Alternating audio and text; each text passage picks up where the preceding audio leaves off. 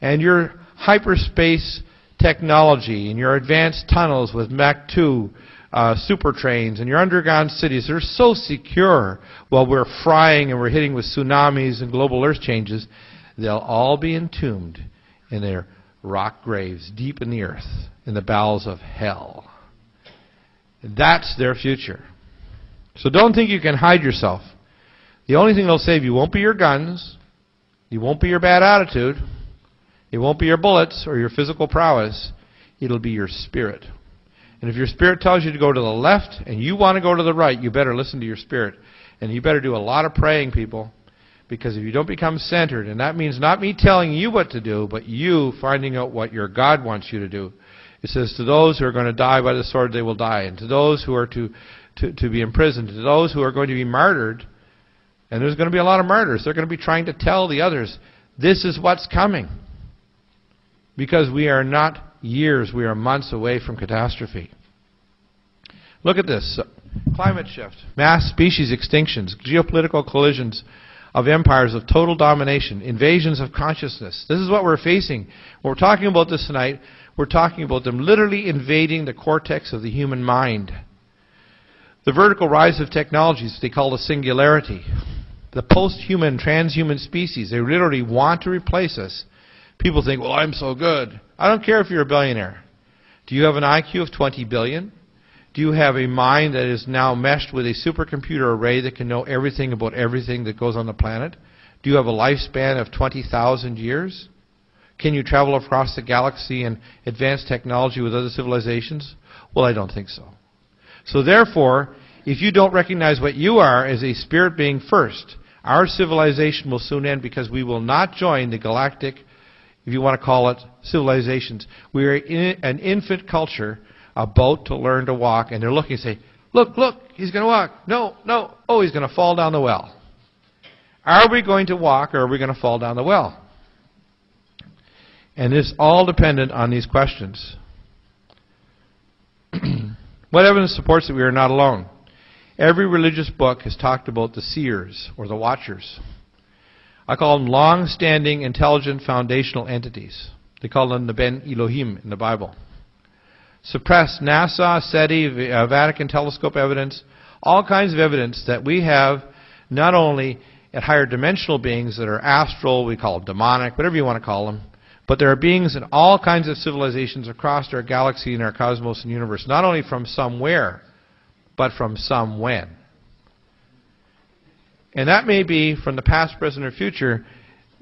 We should not limit ourselves and our minds to understanding the nature of our universe, because those who do not know, as we cross the nexus, not asking these questions is a formula for death. So it's not an optional thing. What evidence supports that we are not alone in the universe?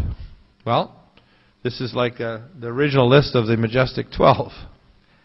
And I have people, I won't go too far down the rabbit trail tonight, but I want people to understand that I have people that want to talk, but they say they don't want to destroy everybody's religion by telling them really what's going on when they go to deep underground military bases.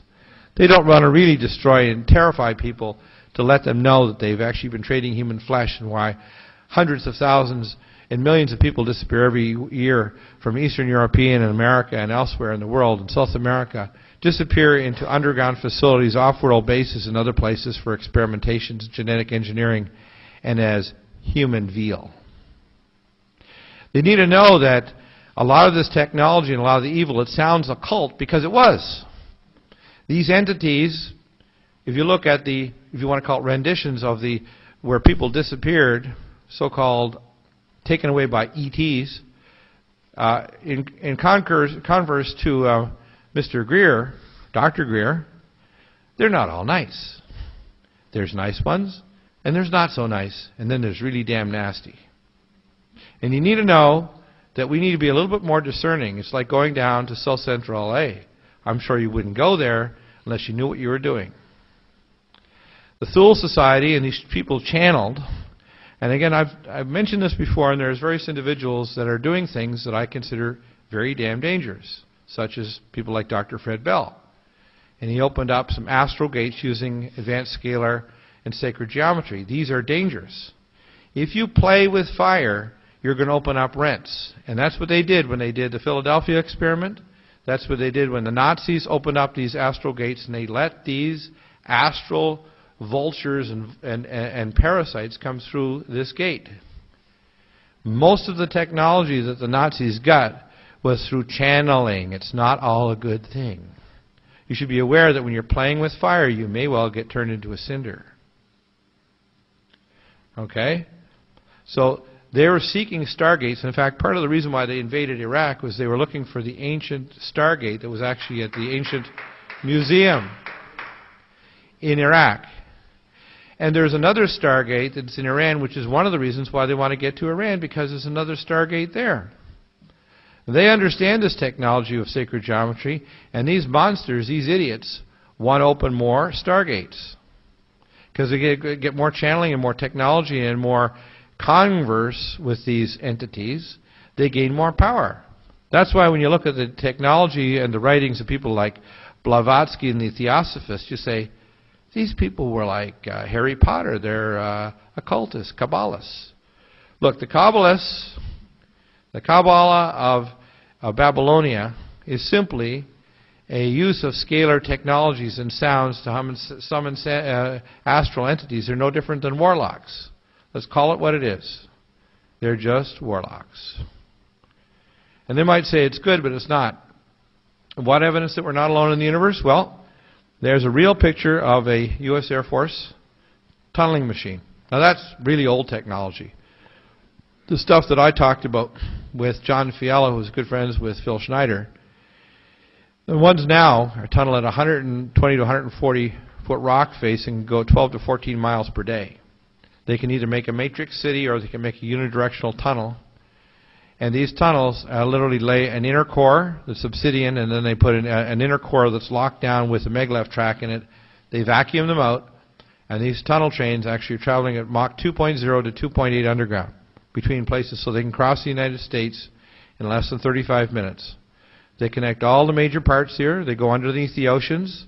They connect all over the planet. And when Phil was actually going through one of these tunnels with John Fiala, some years ago, many years ago, they broke through one of these tunnels. It just turned out that the tunnel they broke through was already cored and built 300,000 to 500,000 years ago by another civilization. God knows what kinds of creatures, whether they were inhabitants of Earth or visitors. But our world is a very old world. And the very idea that somehow we're only 6,000 years old is asinine. Human beings... to believe that we're living in a young universe is absolutely ridiculous. And if you actually look at the genetics, and I'm a scientist, but I also am a spiritual person, and I synthesize the two together because I call them the two witnesses. And if your mind, which is sharp as a razor, and your spirit, which is open and flies like a dove, if you have the two, you will truly discern the truth, but you need to sharpen both. Through channeling, it's not all a good thing. You should